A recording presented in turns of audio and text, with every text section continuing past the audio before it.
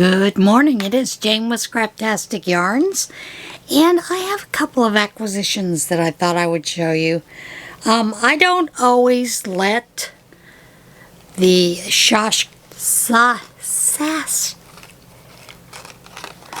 I'm gonna have trouble with the word today. The Sashka company send me bracelets every month. Generally I'll do it every other month, but this month these lovelies came in, and I always get the larger size, but there was also an additional bracelet that was thrown in, and I'm not sure why, for the same price, but okay, it's great.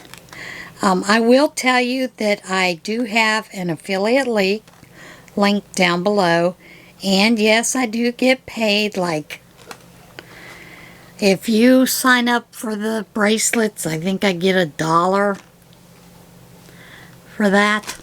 I mean, you know, that's we're being honest with the income that does come in. One of the other companies that I get items for is a company called Scentbird. And I love these fragrances because they're just small little amounts for roughly about $15 to $16. But you get to try some perfumes. Now this month's perfume is Alibi by Oscar de la Renta, and it supposedly has the scents that are effortless, exotic, erotic, oriental scent. Supposedly mandarin, juicy accord, aquatic accord, vanilla orchid, and sensual musk. And these are the vials that come in like this, just a really small vial, but they last a long time, I'm telling you. So that is nice. There are some scents that I've gotten from this company that, quite frankly, make me smell like I just walked out of the whorehouse. They're overbearing, they're too strong, but that is the joy of getting to get these in this little black bag, is getting to try those scents and see what works with your body chemistry. My signature smell is white shoulders. I love it. It is getting a little harder and harder to find, although I'm still able to for now. But you know, there may be a day that I can't get the white shoulders any longer, and I'm going to be pretty upset about that. So, yeah. I just thought I would tell you about those. I have not talked about those in a long time, and I know a lot of people, you know, are always hawking their wares, but those are two companies that I really enjoy getting their products. But like I said, I do not get the bracelets every month. Because it's just too many bracelets. You know, I'd have them all the way up to here and around the ears, everything else, and I just feel like it's too many. Although I have thought about going ahead and ordering them to give them away and giveaways so that other people can try them. So I may do that next coming months. Those are two acquisitions that I have gotten. Now, I'll tell you, yesterday I filmed the video for the So Scraptastic channel on how to draft an ostomy pouch bag cover. That sucker took hours to process. Hours. And what I mean by that is I put it in a processing software that I have that basically compresses it down so it doesn't take, you know, hours and hours to upload to YouTube. But in that, I had made some buttonholes for the pouch cover. In the past, I've always done like this. I've made the buttonholes up and down this way. And this is a pouch cover that was a mistake. So I tried doing them sideways, and those don't work. So now I know they have to be up and down. But it was a rather interesting video to film, a little hard to film. And I cannot believe how long it took. You know, it just took a long time. I don't know what's going on these days. Everything taking longer and longer.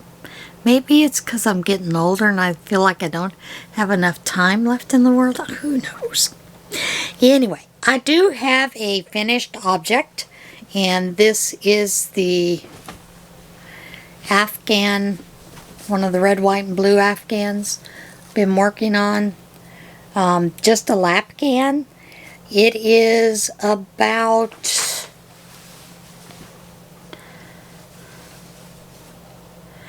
42 inches wide by about 56 inches long, so that you could put it across your bed if you wanted to, across your legs this way, or if you wanted to have it in a wheelchair, you could do it this way. This is a very nice pattern. It has these lovely, they call them picots, but they're not really picots or picots, however you pronounce them.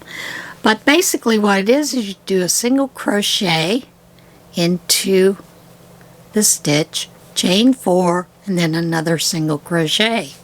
And I like it because it's a little rounded, it's a little softer looking. So yeah, that is the only finished object that I have. I feel like there's no time to get anything done. And of course, as you know, prayer shawl ministry takes up a lot of my time each week, which I don't mind. So that is the finished object that I have, besides the sewing. And I do have another, God, there's a lot of ums in today's. I do have another project that I just started last night for another lapgan. It seems to be something I enjoy doing a lot of, so I'm doing it. And yeah. Now I have started another grandmother's favorite dishcloth knit in the, I love this cotton color, Paris in June. You can see how far I get on this. Generally what I do is I take this to me when we go to the Sunday concerts at a local campground. And last night's concert was really good. It was Chiz Ryder, and he is local to this area. He lives in State College, PA. He plays trumpet. It was him, and also he brought his son, who also plays, and his son is Junior, who also plays trumpet, and they played gospel music and a bunch of other things, and it was just amazing to hear, you know, to hear the trumpet as the main piece playing the music. I never realized trumpets could be as soft as they played it, so it was very interesting to watch him. And he's a funny guy, so, you know, we had a good time. And, yeah. So I take this to work on before the concert. Generally, I put it away when the concert happens because, come on, folks, when you go to something like that, it's rude to be on your cell phone, you know, constantly looking down, playing games or knitting or crocheting. It's just kind of rude, so, you know, I avoid that kind of thing. Now, there is one other thing I wanted to tell you about. I'm just now catching up on J. Hook's Yarn University. Yarn University. She does this basically every Sunday, I believe, maybe Saturday. But she had another one last night about crochet items, and I'd watched it when I downloaded. But the one that I'd missed was the one about when you're starting a YouTube channel, all the things that she suggests that you do beforehand. And I have had a lot of people contact me about YouTube channel. And, you know, I've basically told them the same thing. Go watch the Creator Academy, go through that course. It's not that long. You need to make sure you know all the YouTube guidelines, rules, all those kind of things. And be patient. Some channels grow a lot faster. Let's put it this way. If you get a shout out from a huge channel, your channel is probably going to grow faster than organically. There are some people that do grow channel lives, and I don't really like those because those people are not true subscribers. Many times they'll subscribe, but they want you to subscribe to their channel. You know, it's the sub for sub thing. And sometimes they don't stick around. So organically growing your channel is a really good option, as well as having someone, you know, like Crystal, Bag a Day, shout out your channel. Or Tiffany, or Coco, Bella Coco, or, you know, there's 100 names out there. Donna Wolf, Nastasia, I mean, Creative Grandma, I mean, all these ladies do wonderful work, and if they shout out your channel, sometimes you'll pick up some subscribers. So just hang in there, guys. If you've started a channel and it's not growing as fast as you want it to, make sure that you've watched those videos, and I'm going to leave a link down below to Reggie's video on the starting a channel, the things that you really should do on YouTube. So I'll leave that link down below. Are you ready for a little water incarnation? You know that bear that had the bucket stuck on its head? It's been rescued, but it had to be chased up a tree to get it off. A bear seen wandering in Colorado with a chicken feeder bucket stuck around its head for over a week was rescued with the help of two men who chased the animal up a tree. Drew McConaughey said he was working on his under-construction home in the foothills near Boulder with friend Dave Sherman when they spotted the bear running through the woods. The men said they had been familiar with the bear after Colorado Parks and Wildlife had asked the public to keep a lookout for the bear with a plastic bucket stuck around its head. CPW's officials said the bear appeared to still be able to eat and drink, but they were concerned about what would happen later in the season when the bear put on more weight. That could be an ugly situation. The two men contacted CPW, but they were concerned the bear would leave the area before officials could arrive.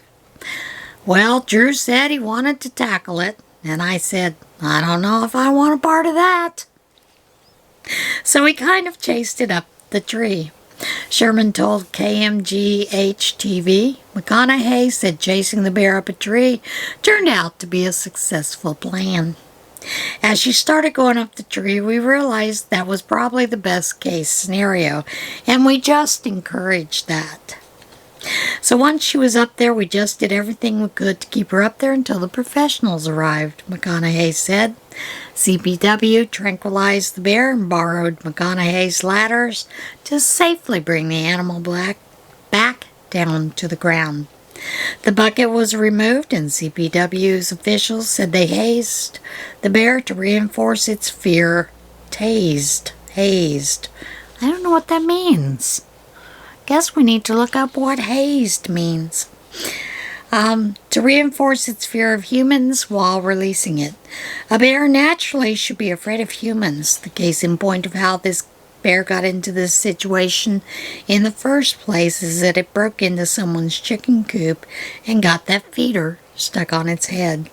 Spokesman Jason Clay said. So we have a resolution to the bear. We had a resolution for the serval, and now we've had a resolution for the bear. I'm still wondering if that Kansas City Chiefs sign was ever removed from the side of that house. Can't find any information about that. Concerned Canadian goose checks on mate undergoing surgery. Geese mate for life, and that's rather interesting to know. Through sickness and health, Canadian geese stick together. A concerned Canadian goose went to check on her mate who was undergoing surgery at the New England Wildlife Center's Cape Cod branch on Wednesday. The staff noticed that Arnold, who lives in a pond near the center, was limping. When the staff discovered he had 2 fractures in his foot, they took him in for surgery. Just as Arnold was about to go to surgery, they heard a tapping at the clinic door. Arnold's partner tracked him down and was attempting to get into the clinic to be by Arnold's side. She had somehow located him and was agitated that she could not get inside, the center wrote on their Facebook page. She remained there throughout the entire procedure, watching us work, never moving from the doorway.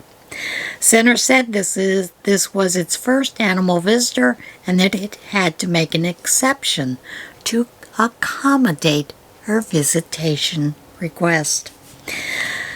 A snapping turtle or other predators may have attacked Arnold while he was swimming, the center said, and the best chance at survival was surgery. After the surgery, the center let him recover by the doorway from which he could see his mate. His mate immediately calmed down and began to groom him through the door, the center wrote. They both seemed much more at ease in each other's presence. The pair may be separated for several weeks as Arnold recovers, and hopefully they'll allow visitation for Arnold's wife or partner, whatever. Okay. I don't know about you people, but for some reason this just kind of grosses me out. Macaroni and cheese flavored ice cream debuts. Does not even sound appetizing. A cheesy ice cream has debuted. Brooklyn-based Van Leeuwen Ice Cream churned the cheesiness of Kraft macaroni and cheese into their ice cream to create the Kraft macaroni and cheese flavored ice cream. According to a Kraft Heinz company statement, we know that there is nothing more refreshing on a hot summer day than ice cream, Kraft Macaroni and Cheese Senior Associate Brand Manager Emily Violet said in a statement. That is why we wanted to combine the 2 of the most iconic comfort foods to create an ice cream with the unforgettable flavor of Kraft macaroni and cheese we all grew up with. As big fans of Van Leeuwen, we knew they'd be the perfect partner to create this ice cream with us. Not only does it taste delicious, but it's also made with high-quality ingredients and contains no artificial flavors, preservatives, or dyes, just like our Kraft macaroni and cheese, Violet added. Really? Have you read the label? The macaroni and cheese maker, which merged with Heinz 6 years ago to form North America's 3rd largest food and beverage company, announced the rollout of the limited edition ice cream earlier this week to coincide with National Macaroni and Cheese Day. Not only that, but Sunday was National Ice Cream Day. Who knows? The limited edition ice cream had an overwhelming response according to an Instagram post, and it's already listed as sold out on Van Leeuwen's ice cream website. And there's a link to the Kraft news release as well as Van Leeuwen's ice cream site. And still, that sounds yucky to me. McCormick, do you love tacos?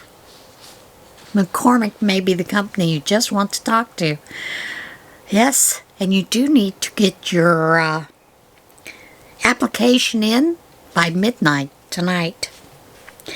McCormick will pay taco lover $100,000 for 4 months of work. Spice Company McCormick will pay a taco lover $100,000 over 4 months to innovate new seasoning mixes and dig deep into all things taco. Do you eat tacos like it's your true calling? McCormick questions in an overview of the job's description. Now it really can be. McCormick is on the lookout for its first ever Director of Taco Relations, and we're calling on all taco fanatics to submit. The Director of Taco Relations will keep tabs on social media, taste test and consult on recipes, and travel across the country to search for the latest trends over a 4-month period, according to McCormick's post. Payment is $25,000 per month and requires availability to work up to 20 hours per week remotely from September to December. Interested applicants can submit a creative video no longer than 2 minutes, showcasing their personality and passion for tacos and why they're the best fit for the job, the post states. The deadline to submit an application is Tuesday, July the 20th, 2021, by 11:59 Eastern Standard Time. That would be a great job to have, don't you think? Taco lovers, go for it. Now with COVID, I am an old retired nurse, and my very first stint of work was in a NICU nursery. It was a combination. We were supposed to cover both. And occasionally, when it's cold and it's dark and it's gloomy, people get together, and then 9 months later, they have lots of babies. COVID has brought the same result. Just saying. Texas hospital marks 2 baby booms with 107 deliveries in 91 hours. A Texas hospital that averages about 16 deliveries a day said it experienced a pair of miniature baby booms, with 107 babies born in a total of 91 hours. Andrews Women's Hospital at Baylor Scott and White All Saints Medical Center in Fort Worth said the first boom started June the 24th, when the 52 babies were born in a 47-hour time period. That's a lot of babies. The next boom, which started just a few days later on June 28th, had 55 babies born in just 44 hours. While Andrews Women's Hospital is known as a high-volume delivery hospital, the influx in births was considered rare and exceptional. Baylor Scott and White Health said in a news release, the hospital averages about 16 deliveries per day and welcomed nearly 6,000 babies in 2020, including 100 sets of twins and 2 sets of triplets. The hospital said the most popular names for boys during the recent booms were Atlas and Daniel, while the most popular name for girls was Gianna. And there you have it. That is What Incarnation. I hope you all have a fantastic week, and I will see you again soon. And be kind to one another. There's too much hate in the world. See you again soon. Bye.